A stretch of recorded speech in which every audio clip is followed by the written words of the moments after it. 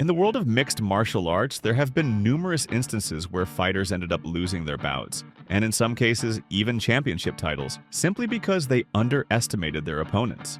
Yet, aside from misjudging the competition, several athletes, including prominent figures in the sport, have suffered defeats due to a lack of familiarity with the rules or sheer recklessness. Today, we're taking a look at some of the most memorable matches that ended in disqualification. 10th place, Thiago Santos versus Eric Prindle. Kicking off our list is the two-fight saga between Thiago Santos and Eric Prindle, which took place in Bellator across the years 2011 and 2012. Both encounters were halted for the exact same reason, though the outcomes couldn't have been more different. In their first clash, Santos managed to take Prindle down to the canvas and immediately began unleashing strikes on the grounded fighter. However, with his very first blow, Santos landed a direct shot to the groin. As a result, the bout was ruled a no contest.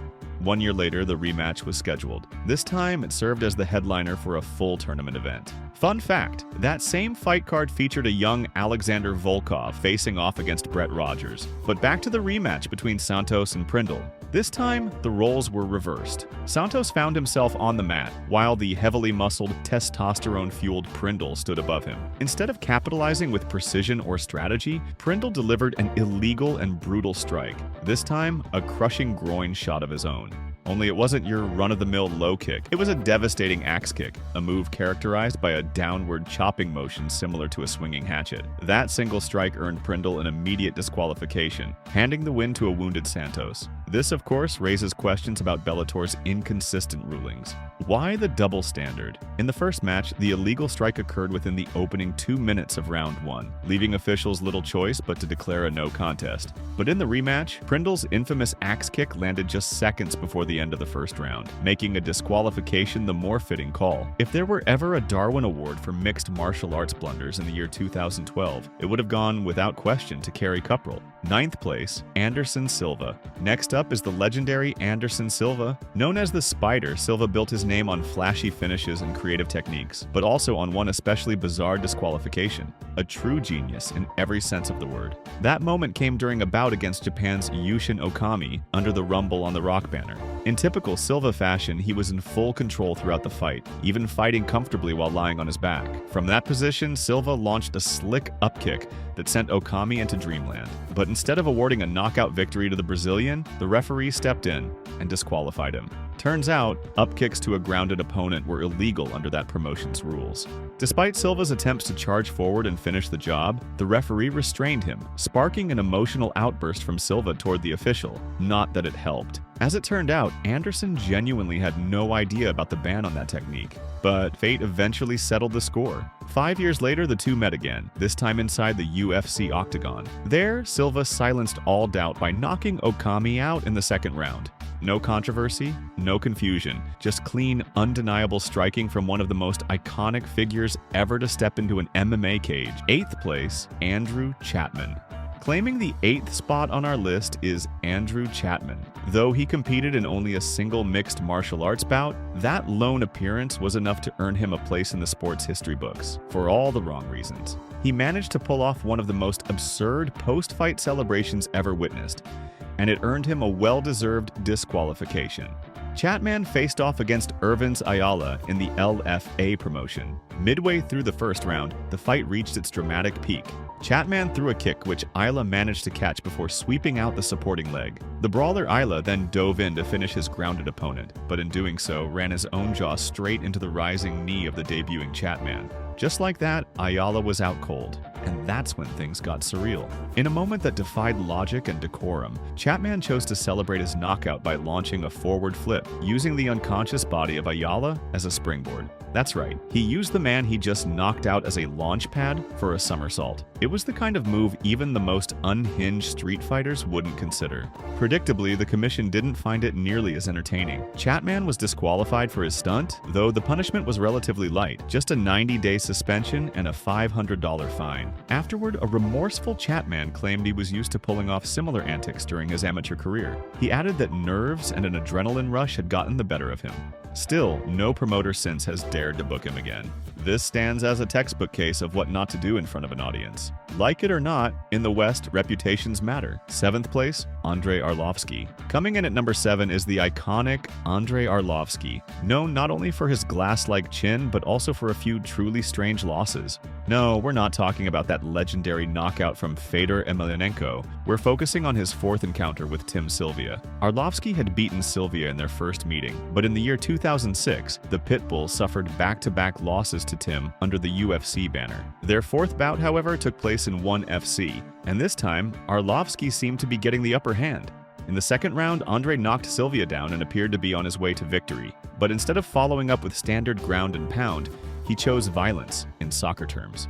Arlovski kicked Sylvia in the head twice while he was grounded. This type of strike is called a soccer kick, and under ONE FC rules at the time, it could only be thrown with explicit approval from the referee. That approval never came.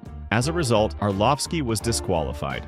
To make things worse, Sylvia declined to continue the fight, claiming his vision was doubled, even though officials were ready to give him recovery time. Regardless of what Andrei later claimed about being the rightful winner, the bout was officially ruled a no contest. Interestingly, ONE FC ended up revising its rules not long after, allowing soccer kicks without requiring referee permission.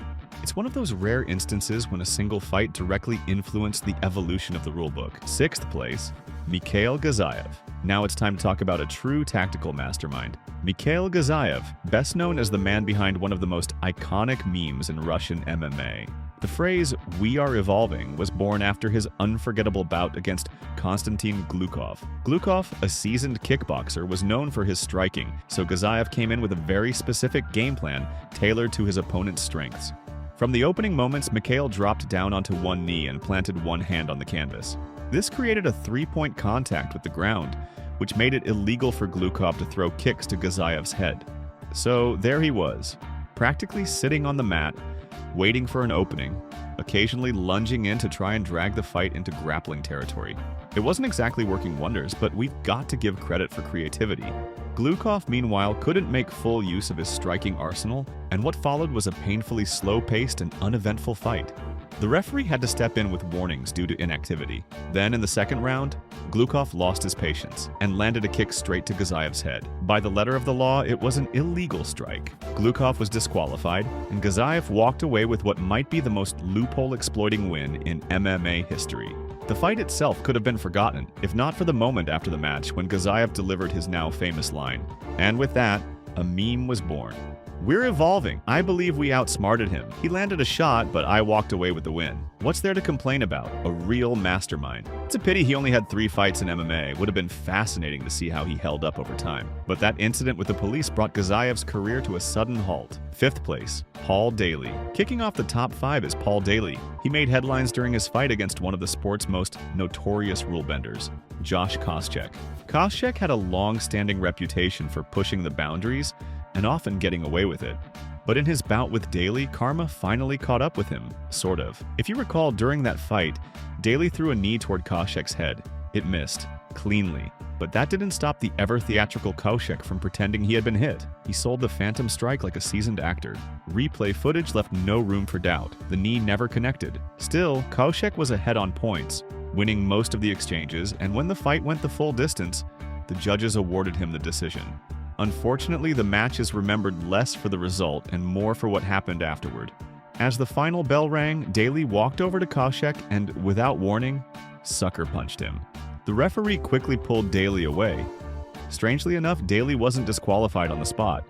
The judge's verdict stood, and Koscheck got the win by decision. But UFC President Dana White certainly didn't let the incident slide. He responded harshly, and publicly, to Daly's post-fight actions. He will never fight here again.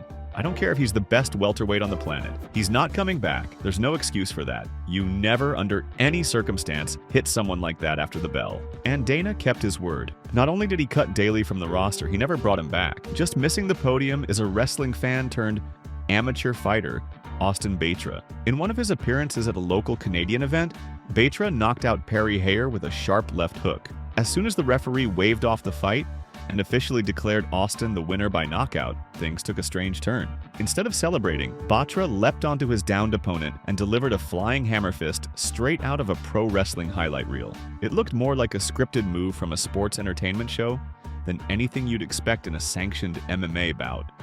Maybe Batra was planning to lie down and wait for a 3 count, but the ref wasn't in on the joke, if it even was a joke, or maybe Austin just confused which sport he was in.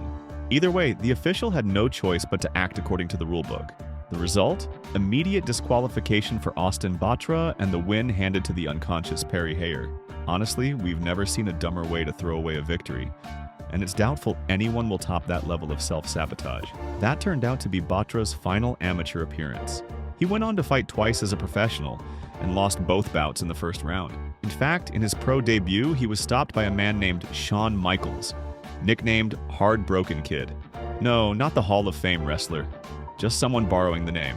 So in the end, Batra brushed up against the world of pro wrestling, but the wrestling gods didn't return the favor.